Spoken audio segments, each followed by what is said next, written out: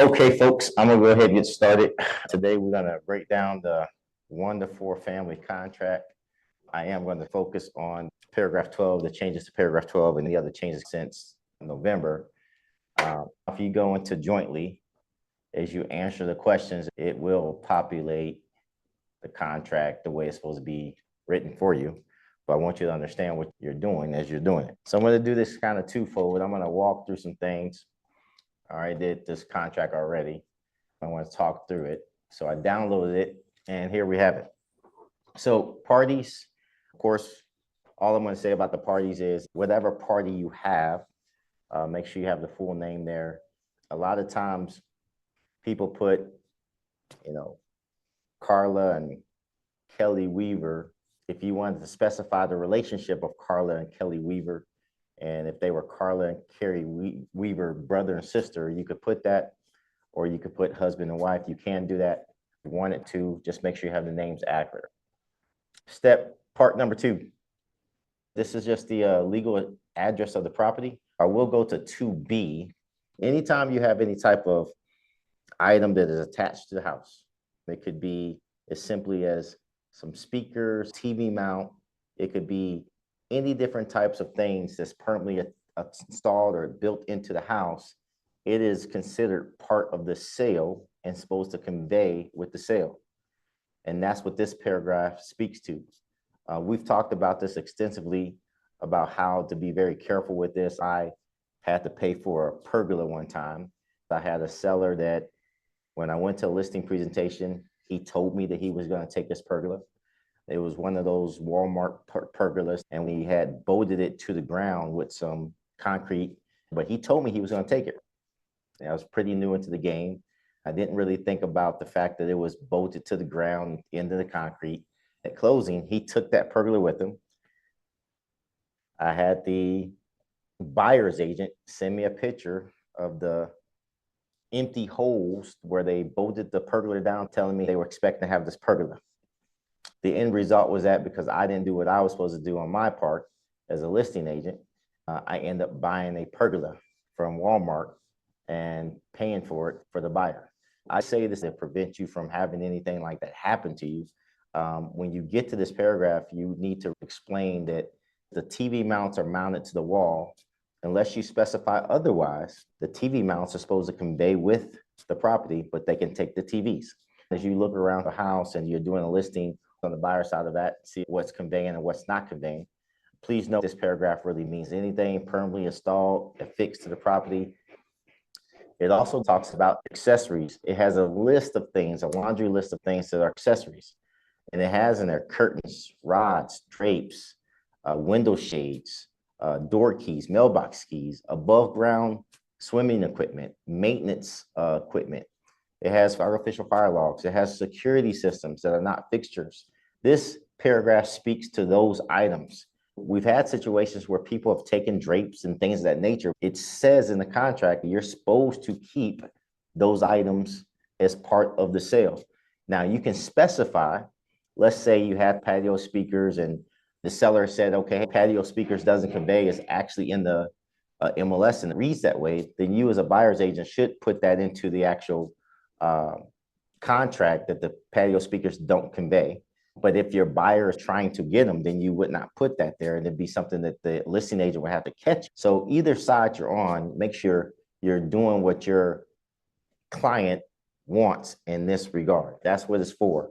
If you're on the buyer side and there was something attached to the house or fixed to the house and it wasn't there the way your buyer thought it was going to be, and the listing agent did not exclude it and the seller did not exclude it in paragraph D, then it is part of the sale and you should go after it for your buyer. Keep that in mind on both sides of the house for paragraph 2, C, and D.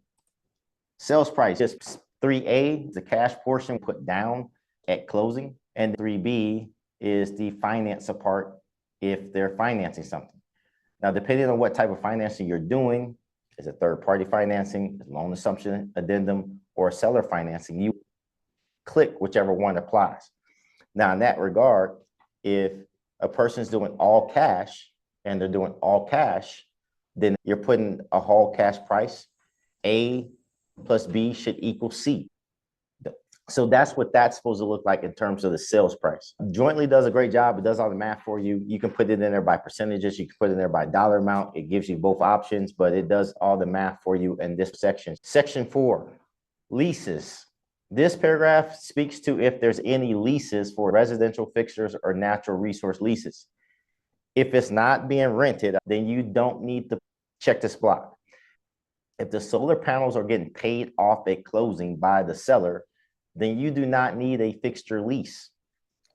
People ask me this all the time of how to annotate it, because most sellers and buyers want to see some form of annotation for a solar panel. The best practice that you can use, that I want our people to use, is to take the solar panels and put it into the non-realty items addendum.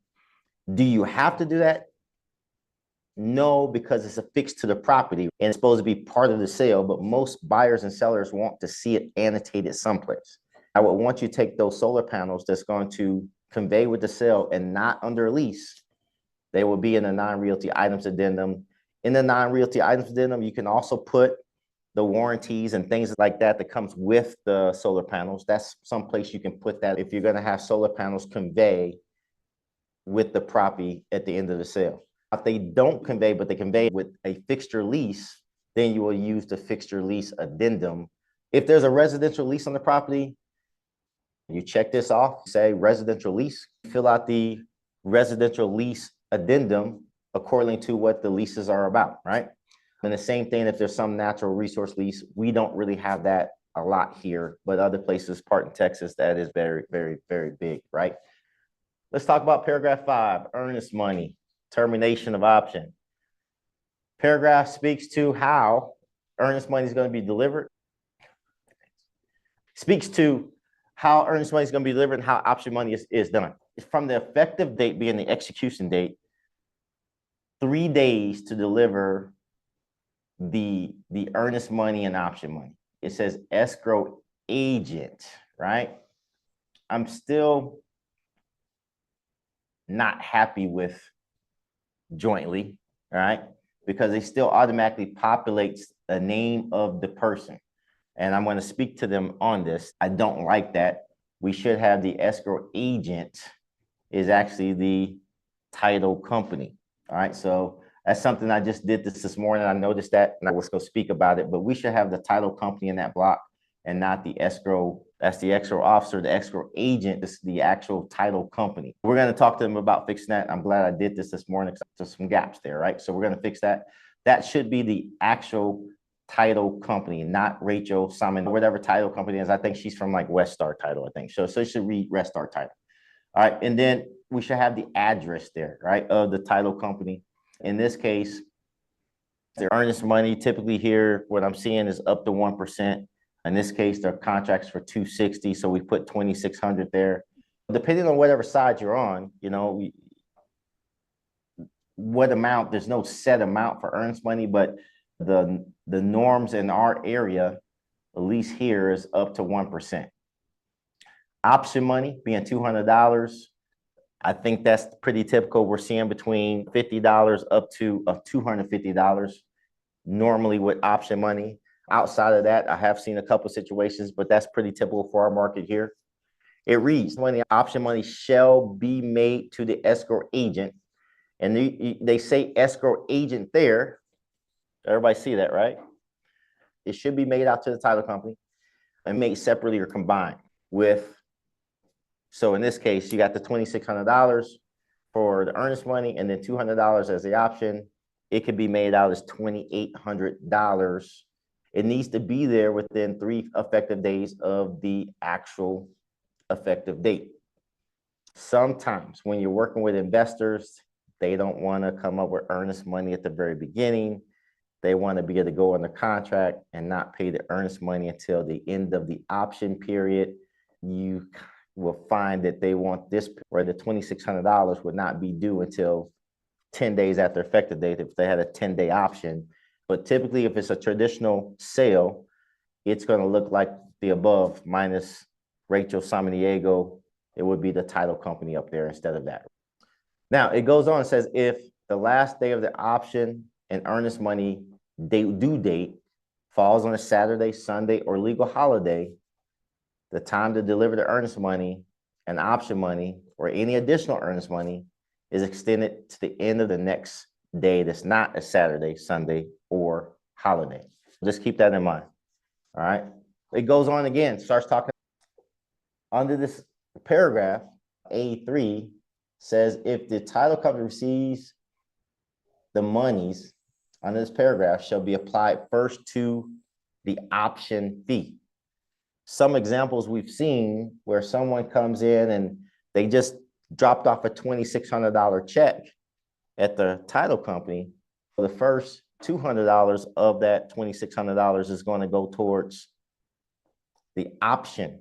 So only $2,400 would be applied towards the earnest money, making the earnest money short. The buyer is not following the contract and they're not performing on that regard, is short and not turn in on that third or fourth day, then the seller can have the option to terminate the contract. When you're working with your buyers, make sure you explain this. You should collect everything, get that written out to the title company, get a receipt, and give that receipt to your buyer. That's how you should do it. But in the event that you're not doing that, you're saying, hey, Mr. Buyer, go turn your money up to the title company, then you're putting your buyer at risk because the seller could terminate the contract because the earnest money is short. So keep that in mind and make sure you do this right because it could have some real bad effects in regards to the contract being done the right way. Can you hear me? Yes, we can hear you just fine. If my buyer submits the earnest money but doesn't submit the option money, seller's agent has the option to cancel contract. Does that mean that if they were to move forward with canceling the contract, they get to keep the earnest money, or does that go back to the buyer? The earnest money is short and they go to cancel. Does the earnest money go to the buyer? If I'm representing the buyer and no, the earnest money is in full, but option period is not. Okay. Does that matter? Do they still have the right to terminate? And if so, who gets the earnest money? The earnest money would go back to the buyer, right? Okay. It wouldn't go to the seller in this regard. I don't think any buyer would sign a release of earnest money to the seller in that situation. We would have a situation where we have a dispute. It don't sound reasonable to me. I couldn't see a buyer doing that at all in a short amount of time. If they had a dispute, they would go down to other stuff. If the seller wanted it, then you have a dispute. I've seen disputes most times, often than not, on the seller side. It kind of, if they was in a dispute, what I've seen is where sellers get down to where they have another contract and there's a dispute of earnest money and they'll have to release that earnest money back to the buyer any damn way, right? Just to move forward with another contract because it's going to cloud the title while you're in a dispute. I don't see how that would really serve the seller in such a short amount of time to take the earnest money. It's all negotiated, but I don't see how it would really work for them. Okay, thank you. Hey, Ben, it's Valerie. I don't know if I misheard Amanda. Your scenario was earnest money's turned in, option money's turned in, and if it's short, it goes automatically to the option, right? Like it goes to option first, and then now earnest money is short. Is that what you said? Yeah, and she asked in that regard, does the seller keep the earnest money? Would we still have a valid contract if the earnest money is short? No, you don't. Execute the contract, 3 days went by, and they only turned in the earnest money. Now that the earnest money is turned in, they didn't turn in the option money. So now the earnest money is short because a portion went to the option money. All right. So earnest money is short. The buyer has not fulfilled the contract the way it's supposed to. In this case, the seller could terminate the contract. She's asking if the seller terminate the contract, can they keep the earnest money that was short? Can they keep it? No. The only thing they get to keep at that point in time, because the first portion went to the option, they would keep the option money, but not the remaining $2,400 for the earnest. That makes sense. Thank you. Okay. All right. Now, I want to also throw this out there too. Let's say the same scenario happens where they turn in $2,600, right? They did not turn in the $200. Well, they applied $200 towards the option fee first. So the earnest money was short for $2,400. The seller does not terminate and they move forward. There's nothing sent for a termination from the seller 10 days, 20 days into the contract, all right? If they're moving forward and somebody turns in additional $200, at that point in time when everything's met, the seller's still into a contract. They only have that window to terminate while the earnest money is still short. Does that make sense? So anytime that the buyer would correct it and make it right before the termination happens from the seller, the moment that is made right, the seller is back into the contract and has to perform. We've had situations like that, and it's later down, and it's like, okay, well, they did turn in the money later.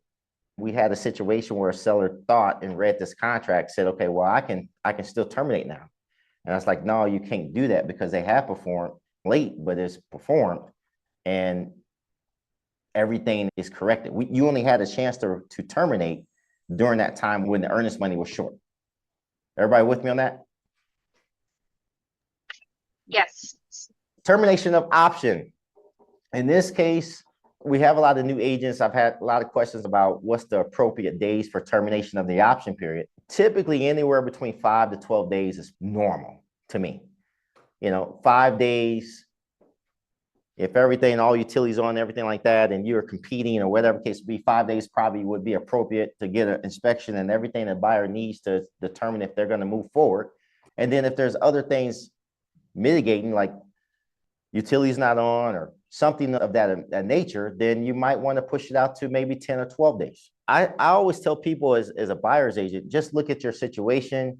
Do you have inspectors ready to go? Is everything ready? Determining what the competing offers are. Typically between 5 and 12 days is probably a norm of what I've seen. Typically I go about 7 to 10 personally. Anywhere between 7 and 10 days for option period, it seems pretty adequate to me. But there's no set standard. Sometimes people ask me that, but that's the ranges I see. This is the only portion of the contract there's actually a time stamp. If you do have this option, now option is 7 days straight. There's nothing about holidays. It's just 7 days, 10 days, 12 days. Unlike the earnest money and option money, if it ends on a holiday, a Saturday or a Sunday, you have the next business day to get that stuff in. With an option period and timelines, it's just straight days. So keep that in mind. Also, if we look at this, it starts talking about failure to timely deliver earnest money. If buyer fails to deliver earnest money within the time prescribed, seller can terminate. If there's no dollar amount stated in the option fee or buyer fails to deliver option fee within the time required, buyer shall not have the unrestricted right to terminate. If you don't deliver the option fee, you do not have the unrestricted right to terminate. This comes into play when I start talking about the extension of the option period. $0.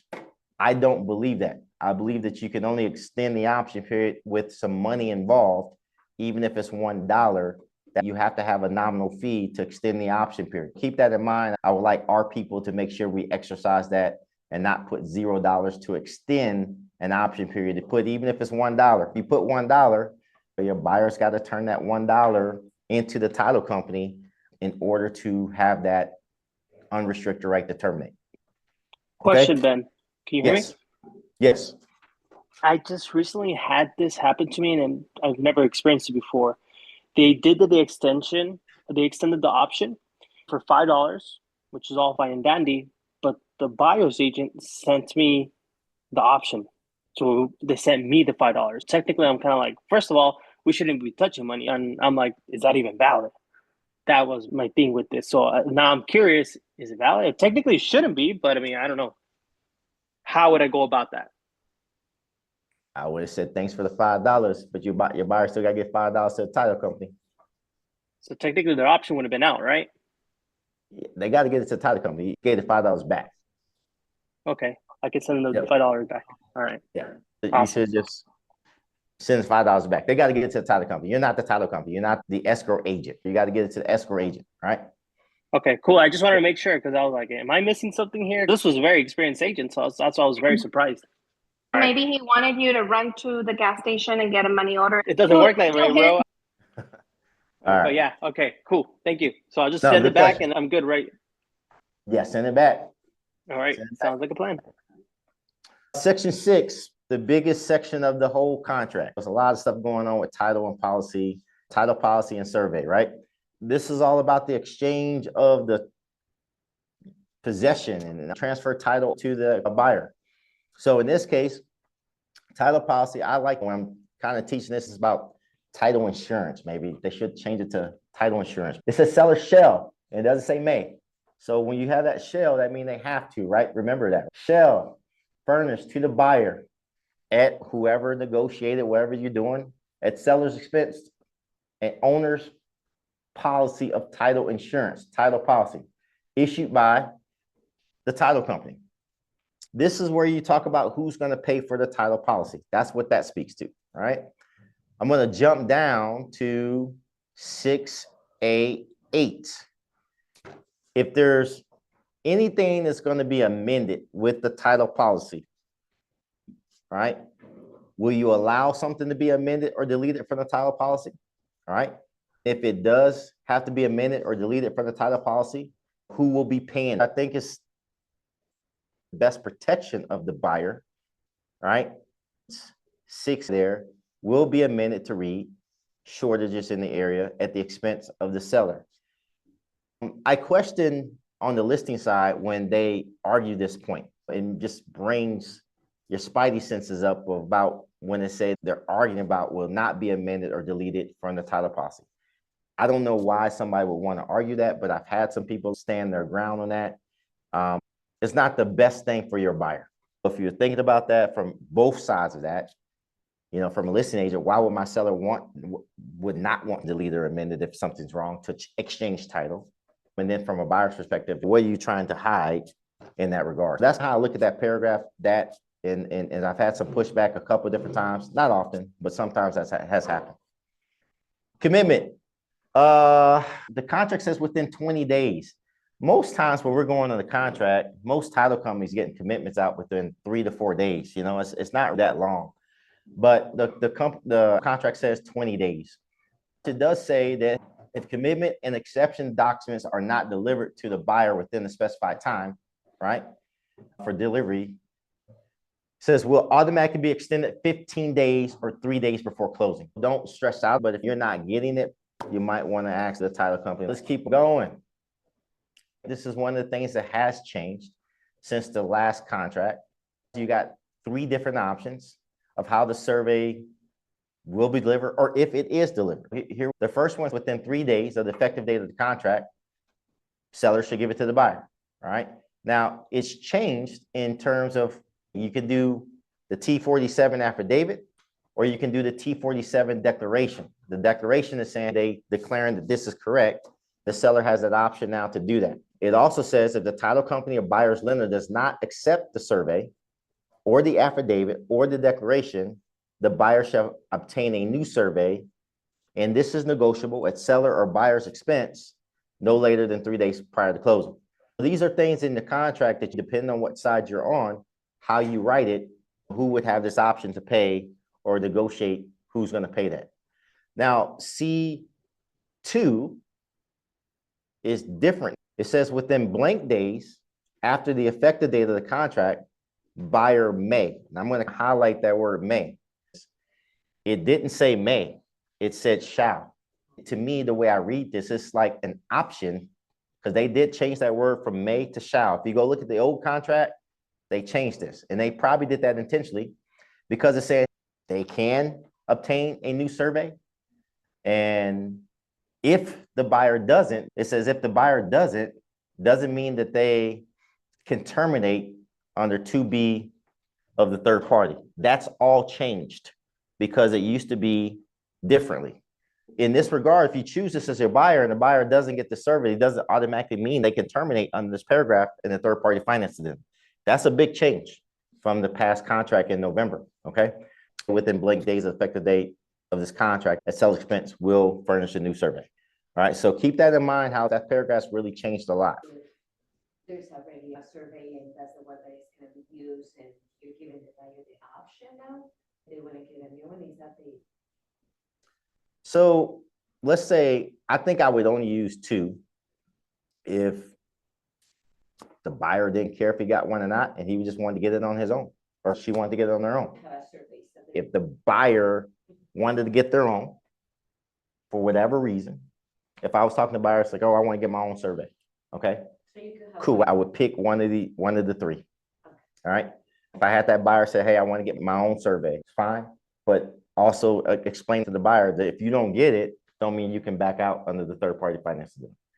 I can't think of a situation where the buyer is winning there. I just don't understand it. Maybe there's certain situations across the state, the reason they changed that. they want the survey to be within a certain amount of time. Mm. And then If I'm dealing with a buyer that's dealing with GCU, I'm just going to go with number 3. I'm going to try and get the seller to pay for it, because there's lenders like that. They say, hey, we want a new survey. So that's something that we have to know beforehand. Objections. Buyer may object in writing to defects, exceptions, or encumbrances to title disclosed to survey other than items 6A1 through 7. Essentially, when I get to this paragraph, you found out something you couldn't do with your property. You drive a truck, you're a truck driver, and it has an HOA, and you want to park your truck outside the house. If you found out you couldn't park your truck outside the house, then this is where this comes to play. You want to object, right? If that's the case, your due diligence, you can't put a pool, but you're thinking about putting a pool later. You would put in anything that your buyer would want to do with the property, and maybe if he found out that he couldn't do it or she couldn't do it, this is a time that you can speak up and say, okay, look, I found out I can't put a pool back here. When I got the commitment, I can't put this pool back there. In this case, you got 5 days after you receive the commitment to pull out of the contract and get your earnest money back. That's kind of how I explain that paragraph. Okay, let's keep on going. If you look a little further down, Schedule C of the commitment, it says the seller is to incur an expense. So it does have a curing period. They don't require some expense. A lot of things could play into that. When we get into HOAs and certain covenants, it could play into that. Lately, they've been having a lot of covenants with the new subdivisions about the roofs. Certain roofs have to be certain ways and things like that. That could come into play. So let's go into, if it's part of an HOA, this is where you'll put it, right? And E2. Okay. Hey, Ben. Yes. Before you go any further, on earnest money, really quick, going back to earnest money, I've seen this a couple of times. I wanted to run it by you if this is something you would want to do. On the escrow agent, since it's not reading the title company and it's reading the actual person, do you want us to put maybe the title company and then in parentheses the escrow officer? Or you're just going to handle that jointly so it can populate the title company on the earnest money paragraph? Yeah, I'm gonna speak to jointly and just have the title company there. You guys can keep it the same for now, but we're gonna change it. Okay. Let's jump down here to 7 alpha. Access, inspections, and utilities. To speak to this is just if you as a seller has to permit the buyer and the buyer's agents access to the property, and it says at reasonable times. That's what contract is saying. Seller, you must let the buyer and the buyer's agent access the property at reasonable times. It also says, hey, look, buyer can have the house inspected by a licensed, says the buyer and a licensed Trek personnel, all right? You can do any type of testing you really want. It specifies that. But it also says here, the seller at seller's expense immediately calls for the utilities to be turned on and keep the utilities on during the time the contract is in effect.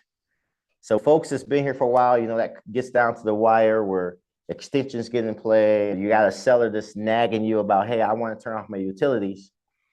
I've always told the seller, nope, you got to keep the utilities on while we're still in effect of the contract. That's the way it's supposed to be. If you're doing a walkthrough with a buyer, even though it's extended and all this other stuff, based on the performance of the contract, the seller was supposed to keep the utilities on all the way through the contract. It just takes a lot of communication as you're doing extensions and things of that nature to talk to the listing agents. Listing agents talk to the buyer's agents, make sure they explain this to the seller. In the event that your seller just turns utilities on, you could have a problem, could have an issue. Question on that, Ben. Sorry. Okay, we got 2 questions. Go ahead. In the event for when they want to charge the buyer going out there and utilities are off, that To pay these appraisers or pay these people? Pay to go back to have to get things done if the utilities are off. You have to, you know, negotiate that and get it agreed upon. I have done stuff like that where, hey, look, we've been out here for inspection and you still ain't got the utilities turned on. Again, I feel like this is back to that first paragraph. We talked about the option period, or if the utilities are not on, I'm not doing a 7-day option. I'm not doing a 5-day option. The utilities are not on, I'm probably going to do a 12, maybe even 15-day option, you know, to make sure things happen the way we're supposed to happen. So, and I know how it goes. You look at 20 properties and they say, hey, we want to put a contract in on house number 3. You don't remember if the utilities are on or not, right? You call the listing agent and ask the listing agent, says, oh yeah, they're on. But if they're not, who's still sitting there looking at the buyer, the inspectors?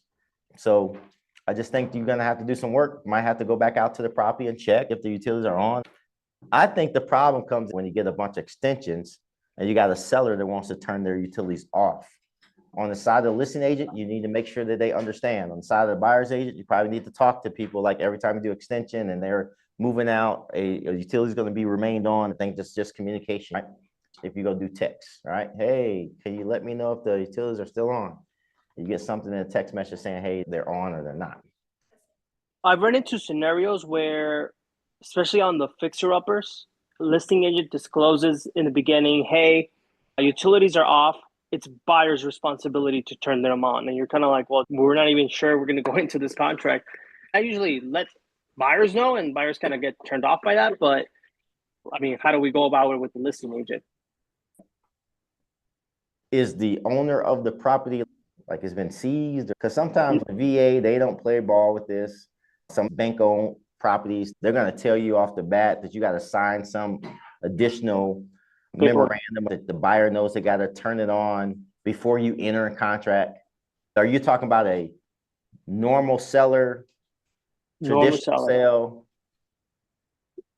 Yes, traditional sale is still a fixer-upper, but it's a traditional sale. They want to take that same approach, kind of like if it's a foreclosure, but it's not. So that's where I get a little bit thrown off. In the contract, it says that they're responsible for it. So, and no additional documents was on the front end of the contract, just after the fact. Yeah, no, they just stated on MLS, and that's about it. I would have pushback on it. Okay. You know, if buyer and seller are agreeing to it, then who are we to push back? But if you got a buyer like, hey, I'm just not going to get utilities turned on, it's a traditional sale, you got to go ahead before you enter contract. Or if you have entered contract, hold them accountable, because this still requires them to do it. Okay. So once I'm under contract, it's their responsibility. But I'm thinking if I saw that in the MLS beforehand, I think I would start to push back at that point in time. Yeah, that's usually when I let my buyers know, and that's usually when they get turned off. I'm like, hey, they want you to turn on utilities. They're like, oh, they tell me, they're like, oh, they're stupid. Like, next house. But I just want to see, is there another way around it? These are usually desirable homes for investors. If I can get that extra, to be able to win those offers, I want to see if I can get that extra. Yeah, I understand. I still think it comes down to what the buyer's willing to do and what the seller's willing to do in those situations. Thank you. Okay, we're going into 7B1. So in regards to the seller's disclosure, if the seller's disclosure is hanging on the MLS, that means that the buyer has received notice, because they're assuming that you as a buyer's agent took that seller's disclosure and gave it to your buyer. If prior to executing the contract and you receive the seller's disclosure, then you've received it, right? And it's being assumed that you gave it to your buyer. Minus that, you would put number 2, have not received. In this case, you specify the amount of days you want the disclosure delivered to you. That should be a short amount of time. Specify how many days, maybe max 5. I wouldn't go past 5, but probably 3 to 5 days. If buyer does not receive notice, buyer may terminate this contract at any time prior to closing, and the earnest money will be refunded to the buyer. If seller delivers the notice, buyer may terminate this contract for any reason within 7 days after the buyer receives the notice or prior to closing, whichever first occurs, and the earnest money will be refunded. Make sure you do this the right way, especially on the listing side of the house. You're putting your seller at risk if you fail to deliver the seller's disclosure. Let's say you don't have the seller's disclosure at the execution. Let's say they put 5 days in there. Seller still has not filled out the seller's disclosure, and you're unable to deliver the seller's disclosure to the buyer's agent. Well, it says here in this contract, at any given time that you do give the seller's disclosure at this time, that buyer has additional 7 days that they can terminate. So if you didn't get a seller's disclosure the day before closing, I've had many conversations with agents and I haven't received a seller's disclosure. If you read this contract, that's another out for your buyer that you can have in your hip pocket if it does come to that. I just don't want our people to be on the receiving end of that from a listing agent's perspective, because that sucks when you have that conversation with a seller. The contract does read there's another out there for your buyer if you don't receive it. E3, the seller is not required to furnish these notices. So you got certain situations where a seller's disclosure is not required, like a spouse to spouse transfer of title. I'll send a list of about 11 different reasons why a seller doesn't have to provide a seller's disclosure. 7C talks about the lead-based pay if it was built before 1978. The next paragraph here, it basically starts talking about, hey, look, buyer accepts the property as is. And then section 2 is buyer accepts the property as is, provide the sellers at seller's expense shall complete the following repairs and treatments. You're going to probably have buyer accept the property as is. There's going to be situations where this doesn't apply. It could be something just latent defect that you see. You walk inside of a house and the ceiling's on the floor and your buyer still wants to purchase it. But what they don't want to hear is the verbiage subject to inspections on block 2 there. That's not what that's about. If you go back to 7 alpha, it talks about inspections and everything that can happen there. That's already written to the contract. So you shouldn't have to write that about subject to inspections. A lot of buyers will ask you to write that in that paragraph, and you're gonna have to tell them that's not what it's for, okay? Lender required repairs. If you get in here, it's there, say, hey, look, unless otherwise in writing, the other party is obligated to pay lender required repairs. Sometimes we start talking out the side of our necks as agents, says, oh, well, the seller will pay lender required repairs. That's not true. There's no obligation for a buyer or seller to pay for those, which includes termite treatments, right? If the party do not agree to pay the lender required repairs, this contract will be terminated and the earnest money will be refunded to the buyer. In the event we can't come to a conclusion with lender required repairs and nobody's gonna pay for it, that's another out for your buyer to get their earnest money back. Also, if the repairs are more than 5% of the sales price, buyer can get their earnest money back and terminate the contract as well. Completion of repairs have to be done before closing. That's what this paragraph is saying. As you start to grow in this business, you're going to have a process and system of how you go about completing repairs on the listing side. You probably have a process about how you're going to go about checking if repairs are done on the buyer side. But the contract states that all repairs and treatments have to be done prior to closing. It says the repairs or treatments must be performed by persons who are licensed to engage in the trade of providing such repairs or treatments. Seller shall, it does not say may, shall, that means they must do it. Provide buyers with copies of documentation showing the scope of work and the payment for the work completed. And it says the seller at seller's expense arrange for transfers of any transferable warranties with respect to the repairs and treatments to the buyer at closing. It says if this is not done, we can go back to paragraph 15, talking about where people sue people, or they can extend the closing up to 5 days if necessary for the seller to complete repairs and treatments. You guys need to know this paragraph, all right? This is going to come into play often when you're doing your contracts. A lot of agents don't read this paragraph. They don't understand it. They don't really know how to apply it. I haven't seen a contract yet where this one don't come into play at some point in time. So really know this paragraph. As long as buyer and seller are still willing to extend, it goes with it. But the contract says up to 5 days after closing. If it's additionally from that, it's going to have to be negotiated in writing on an amendment to extend that closing. Any other questions about that? Any questions about this paragraph? Hey, Ben. David, I had a question on the chat. If you send an offer and the listing agent doesn't acknowledge receipt or even respond, do you have to send a termination, or does it terminate automatically if they go with another offer? To protect your buyer, you should send a withdrawal of your offer. Later on, no response, and then they just execute it and send it back to you. Then your buyer is going to be on the hook at least for the option money to get out of it. And if you didn't have an option, they don't have the unrestricted right to terminate. So if you send an offer and the listing agent doesn't do anything, you're going to walk away from it. I think the very minimum, you send a withdrawal of the offer to protect your buyer. That's probably the best practice. Hey, Ben, doesn't the new rule also apply where the agents have 24 to 48 hours to respond?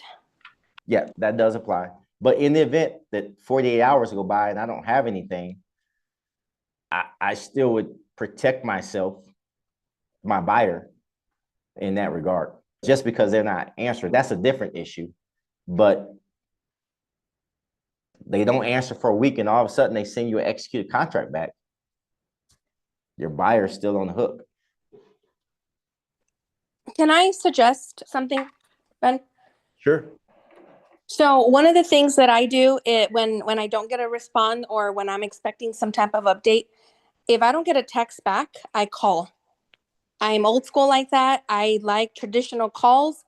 I'll blow up the agent's phone if I have a very interested buyer and I need an update. So I want to suggest, don't feel like, oh, I'm bothering them, I'm hovering. Think of it like you're an attorney representing this buyer. If your buyer asks, did you call? And you say, no, I was waiting for them to call me. That's not the right answer. You're working for your buyer. Well, Valerie, I know how you work. Prior to putting in the offer, you call the agent, talk to them, start doing all the questioning and try to build rapport. All of this is needed. If you're going to do this at the highest level, you just say, I don't think you just send an offer to somebody without talking to them and at least having some conversation. Hey, I'm sending an offer over to you. Is it available? Are you offering a BAC? But if you're not getting anything and you've done all that and you still send an offer in the blind, I think that's also an indicator of how the transaction is going to go with this agent. So if that's the case, I would be more mindful. We're just talking about the contract, but you're 100% correct.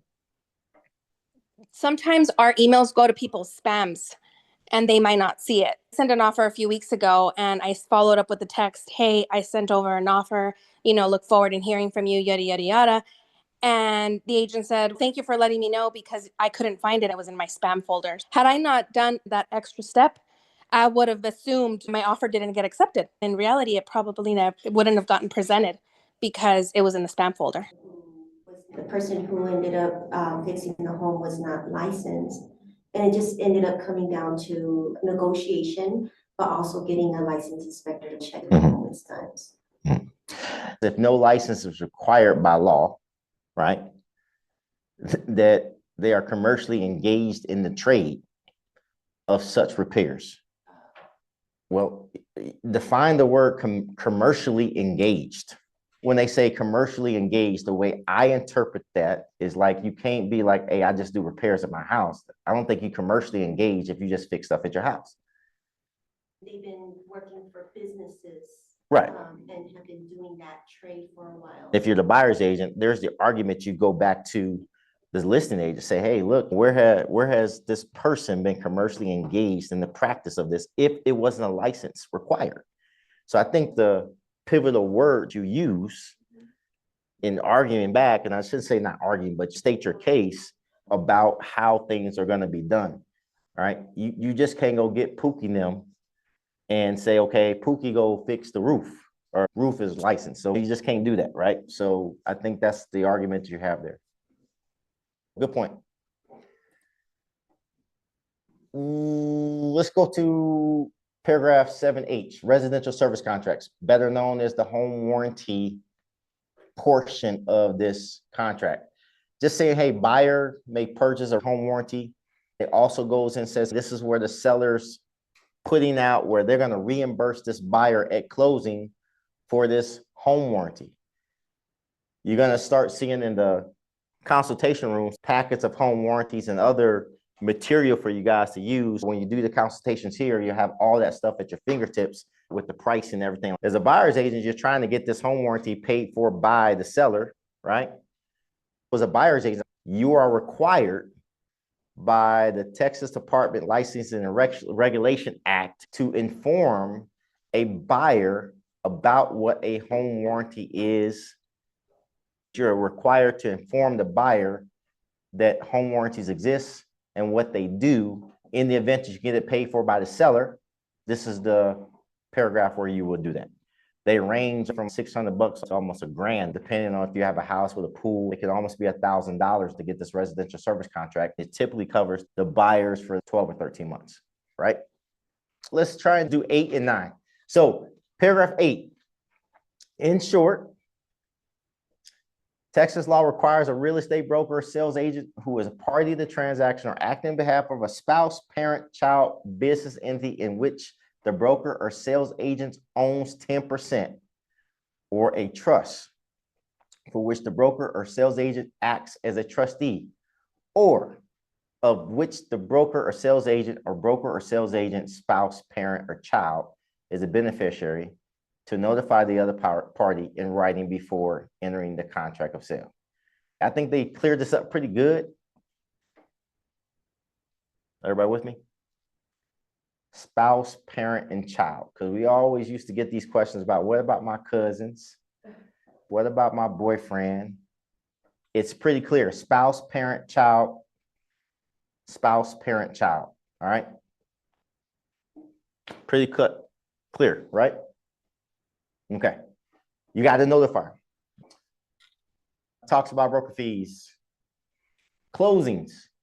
Paragraph 9. This is where you're going to put the closing date. Now, the rule of thumb I've always went with closing dates. It reads, let me read it. The closing of the sale will be on or before. Everybody see that, on or before. Explain that to your buyers, explain that to your sellers, on or before. If everybody agrees and you guys want to close 15 days earlier, you don't have to do an amendment. It says in the contract.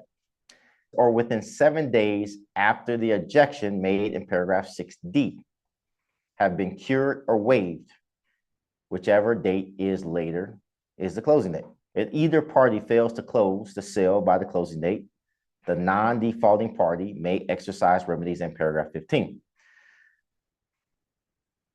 I think the rule of closing with the dates here, I like closing on a Wednesday, the middle of the week. I don't like picking Mondays or Fridays. It just seems like it doesn't happen well for me. I like Wednesdays. I always try and work with what the lender is telling me if I'm doing this from a buyer's perspective. Trying to see what works for the seller as well, what they can do to move and do all this other stuff. I don't know if any of you guys got some more rules about picking closing dates out there for the folks that's been doing it for a while. I pick mine like Tuesdays, Wednesdays, maybe Thursdays, but definitely not Mondays or Fridays or close to the holiday. I try to avoid it. I've tried to make sure I prepare my sellers that may not happen. I talk to my sellers about the effects if we have to extend prior to executing the contract. Lenders don't see things from our perspective. They don't have timelines from our perspective. They like to say they can do this when they don't have the realities of the world. Buyer has to get off work. Buyers got to do this. Title's got to do balancing and all this other stuff that we have to deal with. They'll come out with this date and say, okay, well, if a lender told me February 26th, I'm probably adding at least 4 to 5 days from February 26th on my projected closing date because I know that this is not going to happen when the lender says it's going to happen. I would caution you about the date. I would also caution you that you should probably talk to the buyer, talk to the seller on both sides. Prepare the buyer in a way if it don't happen on this date, you're not with your U-Haul at the house on that particular date. We got to prepare it properly because it may or may not happen on that date. Let's go into this whole thing. It says at closing, seller shall execute and deliver a general warranty conveying title to the property to the buyer and showing no additional exceptions. It says buyer shall pay sales price. Talks about good funds. Number 3 says seller and buyer shall execute and deliver notices, statements, certificates, affidavits, releases, all the documents. There will be no liens, assessments, or security interest against the property unless securing the payment of any loans assumed by the buyer and assumed loans will not be in default. Paragraph 10 has 2 options here. Upon closing and funding, just because you close on Friday doesn't mean you're going to fund on Friday. You may close on Friday and not fund until Monday. You have to have that conversation with your buyers realistically. If the seller's going to stay after closing, you need a residential lease. If a buyer is trying to move in prior to closing, you need a residential lease. It also puts in bold on either side. It says consult with insurance agent prior to change of ownership and possession because insurance coverages may be limited or terminated. The absence of a written lease or appropriate insurance coverage may expose parties to economic loss. That's in bold for a reason. I'm not a big fan of moving a buyer in prior to closing. It may work or may not work. I had a buyer that we did a temporary buyer's lease prior to closing. He gets in a week or 2 prior to closing, and the buyer finds out that he doesn't like the property. He wants out. We terminated the contract. And he had moved in. The buyer had moved in. And he just found out, like, I don't like this property. And he terminated. I've been on that side of it. And I was a buyer's agent. Just think how much that sucks on the seller side of it. I'm okay with doing seller leasebacks all day and every day. Sometimes that works better for all parties involved, all right? I'm just not a big fan. When you ask me about a buyer taking possession of the property prior, I can see situations where we're closing on a Monday, but it don't fund to Friday. I can see something like that for a buyer because it's closed and everything's happened. You say, can we get a temporary lease over the weekend? But outside of those situations, and you come to me as a broker, I'm going to advise against it. I'm okay with seller leasebacks because the deal is done, they've closed and funded. But buyer prior to closing, I'm just not a big fan of it. I've just seen stuff wrong. Jose or Valerie, you want to speak to your experiences, but I'm just saying mine. I agree. It can be a touchy one. It can get sticky. I have not had a situation like yours, Ben, but it's crossed my mind. What do you do at that point? The buyer doesn't want to continue. They back out. But I do like the feature that we have in place when it's already closed. We're just waiting for funding. I think it's a great feature for buyers moving from out of town. But it is nice to have that feature in place, and I use it for that benefit only. That's my take on it. I have to agree with Valerie. I always say release your liability, especially on leasebacks. There's always going to be little things that come up, especially if your buyer or seller are very particular. Even then, give your seller or buyer a heads up. This is a leaseback. This is the way it works. This is exactly how we're going to be looking at the leaseback. Because the last thing you want to be is, in that sticky scenario where you're kind of having to pay for things, which, that's the last thing you want to be doing. My particular buyer changed out fans and painted, and it was a mess. When he called me and told me, I thought he was joking. I was like, "Are you serious?" And he's like, "Yeah, I'm very serious." I'm like, try calling a listing agent and telling them that. That buyer ended up giving up earnest money, and he threw in an additional $5,000 to make things right. I had to take the listing agent out for a drink. We had to go get a shot of tequila on that one. Yeah. I've had a situation where I was representing the buyer, did a leaseback for the weekend. The listing agent went MIA on me the last day of the leaseback. I'm blowing up the listing agent's phone because my buyer and I went out there. He had a semi, and they were military. We get to the property and the seller is still packing. He needed maybe an additional day or two. That was the last day we had agreed on. Finally, I got a hold of her and she said, "You know what? You're already there. You deal with the seller." I don't want to throw her name because I won't do that, but she's not on my good. I just thought it was shady, very unprofessional of her to put it on her seller to figure it out and for me to figure it out. I wanted to be respectful to both parties at this point since I was the one left there. And so what I did is I ended up paying for my client's hotel for that night with the promise that the seller was going to be out the next day. At least I was able to tell the seller, let them put something in here.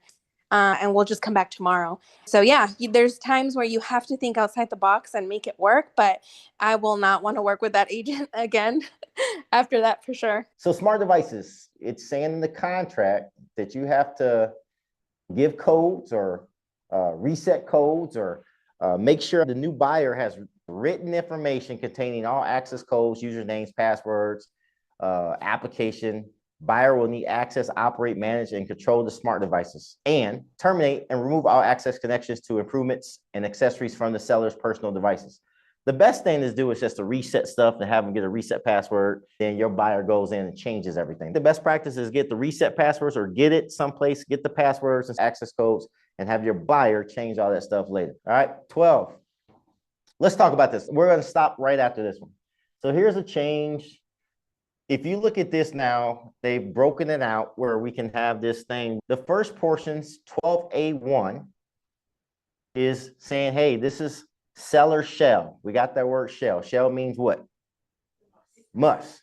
Pay the following expenses. And it talks about all the traditional expenses that sellers have paid in the past in 12A1A. It adds one liner there. It says brokerage fees the seller has agreed to pay. I would have liked, after that word pay, I would have liked for them to put in a separate written agreement, because all we're really talking about what they've agreed to pay in where? In the listing agreement. This is about what they've already agreed to pay in the list agreement. That's what I wish they would have said. And any other expenses payable by the seller under the contract. Everybody with me so far? Saying all traditional fees that, pretty much it goes with the seller. And now it's saying, hey, the seller has already agreed to pay whatever's in the list agreement. That's what that's talking about with 12.1A. Now you got 12.1B. It says the following is still under the seller expenses. Everybody see that, right? We got buyer there, and this is about seller up here. B, it said the following amount to be applied to broker's fees that the buyer has agreed to pay. Everybody still with me there? Okay, in this case, it's 3%. This is if the seller is paying the buyer broker directly. Seller paying buyer broker directly. This is the key. Then you would put whatever applies. If it's a set amount, you'll put it in a dollar amount. If it's a certain percentage of the sales price, you put the percentage of the sales price. Go back to page 10 because I'm going to show you something else that's different. Let's read page 10 about the fee here. It says pursuant to previous separate agreement, listing broker has agreed to pay other broker a fee of blank. Well, this is not filled out here because in this contract, if I go back to 12, the listing broker is not paying the other broker. The seller is paying the buyer broker. And that's where we put the 3%. In paragraph 12, it means the seller is paying the buyer's broker. Everybody with me? This is a seller expense. If you have 3% or whatever percentage, the dollar amount there, you're clarifying that the seller is taking money from the seller's proceeds and paying the buyer's broker directly to the listing broker, and then the listing broker is going to pay buyer's broker. It's not going that way. The seller's going directly from seller to buyer broker. That amount reflects there. Now, if we were doing it the other way, the traditional way, before all this mess happened, the listing broker has agreed to pay the other broker a fee. What makes this valid is the compensation between brokers, which is the 2402, to go along with this paragraph. At the end of the day, shit has not changed. It has changed. We got to be the tacticians on these contracts. Let me give you another example. I have a seller that signed a 6% listing agreement with me, and we agreed to the 3 and 3, even though the listing agreement, once we get a contract, we're going to negotiate all this other stuff. In that regard, if that's the agreement I have and we get to the negotiations of this, then I could have that 3% here because the listing broker is going to pay the other broker the 3%. Now let's change the scenario. And let's just say you had a listing agreement and your listing agreement was just 3% to your listing broker, your side. They still said, hey, yeah, we're open to consider up to whatever amount it is. When you get in negotiations fell upon, hey, we're only going to give 2% to the buyer's broker. And me, Mr. Seller, I'm going to pay the buyer's broker. We will use the paragraph in paragraph 12 because the seller say, hey, he's going to pay him directly. Now, as a broker on the listing side of a house, it'd be so great that everybody just use this paragraph because I ain't got to account for all the money coming in, and I got to say, 10 W-9 here and W-9 here, W-9 there that I'm paying this other broker. From a broker, you have the option to do either. It's just how the money is being routed, if that's the case. And for the folks that's never done a transaction, it's okay. You just got to understand what this really means. If the seller's going to pay directly to the buyer broker, bam. If the seller's going to pay listing broker, then listing broker turn around and pay buyer's broker, you're going to need both documents. You'll need that and the compensation between brokers. As a buyer's agent, when you're going out and say, hey, well, seller paying BAC, well, you got to specify, is listing broker paying BAC or seller paying B or C, because it's a difference on the contract. Buyer agent compensation, who's paying it? It matters now. It clearly matters. We should be asking the questions. Is it coming from listing broker or is it coming from seller on the buyer side? You got to start distinguishing between the two and then formulate your offer based on the information. If it's like listing brokers paying, then okay, got it. We go do the compensation between broker and broker, and I fill this out right here. If it's come from the seller, boom, we just put in the contract, it's done. Let's go back up here and then we're gonna finish on this one. Let's go back to paragraph 12 and then from 12 next week. What's the same is 12 AC. This was always in paragraph 12, and this is the closing costs. In terms of what you're asking the seller to pay towards your buyer's closing costs, that amount goes there, right? In this contract, seller's gonna pay the buyer's broker 3%, and seller's gonna pay $5,000 towards buyer expenses. When title gets this, they're not gonna cut a CDA or cut a CD that says, okay, let's say 260 times 6% is what? Like $6,700, something like that, somewhere there. Now it's not gonna say 13,000 some odd dollars paid to listing broker. It won't say that. It's gonna say $6,700 went to the buyer's broker, $6,700 went to listing broker, and that's gonna break it out that way.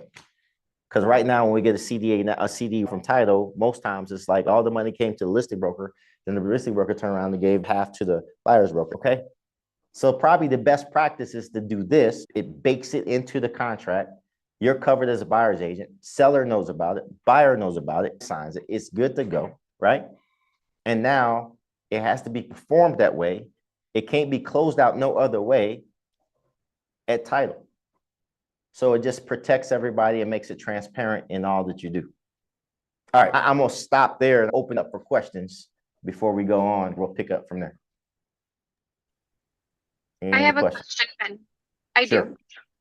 So the very bottom of the page that you were showing where if it was going, compensation was going through the brokers, does that eliminate the need now for that TXR form? I can't remember the number that was stating the split that the brokerage was giving to the buyer's agent. If the 2406 has been eliminated from the inventory from Trek and Texas Realtors, it's no longer there. Okay. However, the 2402 is still in effect, because what I'm saying is, let me fill this out real quick so you can see it. Co-op broker will pay co-op broker for sale. How would a co-op broker be paid for sale? Percent of the sales price. What percent of the sales price would a co-op broker be paid? 3%. Cool. Hit save. It's got the parties in there. All good. Is the agent signing the designated? No. Yes, say. Well, in this case, I am, but I'm gonna act like I'm not. I'm not the designated. So with this one, let's open this up. If the listing broker was going to receive monies, turn around and pay buyer broker, this is the form you need to have. This is the 2402, which is the compensation between brokers. The combination of this right here, along with annotation right here, is the practices that you need to adopt if the listing broker is going to pay the other broker. Okay. That makes sense. If the seller's going to pay buyer broker, crush it inside of 12A. Okay. So let's say I'm representing the buyer and seller's only paying 1% of buyer agent commission. We put it in paragraph 12, 1%, and then I would just show, assuming that I already had that conversation with the buyer and my buyer's agreement, I state, should seller not compensate me for the remainder, you're responsible, da, da, da. Would I just provide that buyer's contract to title to show that'll be added to buyer's closing costs, the remainder 2%? Correct. Okay. Thank you. Whether they want to pay buyer broker, or they want to pay seller's broker, how do you explain that to them? Let me ask you a question. Last week, I explained everything, how it's going to work. I gave them scenarios. This is the most likely scenario of what's going to happen, all right? We're going to get a buyer that is looking for houses that a seller has advertised and market that they're open to pay a buyer's agent. Okay, most likely. That's the most likely scenario right now. If they're represented, they're probably saying, yeah, I want a seller to go pay my agent. I'll explain that to them. In the event that happens and you get this buyer, we can negotiate what we pay that buyer's agent. So you got to give me authorization to market and expose your property where you're going to pay a buyer's agent. And everything comes down to negotiation. Once we negotiate it, you can pay the buyer directly or give the money to me and we can pay it directly. As a buyer's agent, I would talk to you about it. Are you offering compensation? Or if they got it placed someplace else other than the MLS, you can put, anybody can put compensation any place else other than MLS. Social media, smoke signals. We can do that? Yes, Okay. MLS. Just can't put the MLS. It just doesn't make any sense to me. Like, why couldn't we put in the MLS, but we could put it? Now, when you advertise, you have to have permission from the listing agent to advertise, but you just can't advertise it in the MLS. That's the only thing that's changed. We have to be a little bit more transparent about who's paying what. Where is it coming from? I'm not able to get a hold, or the seller's agent doesn't clarify who it's going to be paid by, or how I should check off the box. And let's say they execute the contract, we would do an amendment if it needs to change as far as who they're paying it directly to. Oh, you saying, hey, you call the listing agent and the listing agent don't have no clue who's paying what? Exactly. And so we just choose a box. Why would the listing agent was in the listing presentation? They should know who's paying what. If it's not on the contract, if you send an offer and it's not specified there, and you're the buyer's agent, technically you're leaving yourself without a commission. So in that event, I would send the offer I wanted. I'm gonna send it the way I want it. That they can send it back and say no. Right, it's gotta be negotiated. They did this wrong. You have to amend the contract. You have to go back and do an amendment. Keep in mind that it can change. If the listing agent has on the listing agreement that the seller's only going to pay the listing agent's fee, but you bring in a buyer, your factors are over asking price, your buyer's paying for their own closing cost, and you still put in your 3%, that doesn't mean you can't get paid by the listing broker. The listing agent will present this offer to the seller and say, look, they're asking, you're only going to pay for my commission, but the offer is so good, the buyer's agent compensation is in there. Do you want to change that? And they'll submit a listing amendment. Nothing has changed as far as us getting compensation from the seller. We have to have a lot of paper trail now. It has got to be. And the way I present it to my buyer, I don't want you to pay for my commission. I want to find you the perfect house, but we have to be strategic with our offer. I'm not going to tell my buyer, let's submit 20% off the listing price, 50% off the listing price, and still ask for my compensation. We have to be strategic and smart about it. That's how I approach my buyer. Now, do I tell them in the event that the seller doesn't want to pay for it? Well, then yes, you're now responsible for it, and this is the paperwork. But I always try to ensure that the buyers doesn't have to pay for that expense. So the conversation I just had last Saturday to my seller, I said, okay, before August 17th, I would have walked in here and told you, hey, look, your typical cost for selling your house is going to be between 8 and 9%. Mr. Sell your house is still going to be 8-9%. It's just a different way that you're going to pay it. That's exactly what I've been telling them, because I don't think that cost is going to change for a seller to sell their house. I think it's still going to be typically 8 to 9%. I think a lot of listing agents are having those conversations with the sellers, so it's not new. Yep. We're going to stop there for today. We're going to pick up on prorations on the next iteration of this training. Thank you for being here. Appreciate you guys. Bye.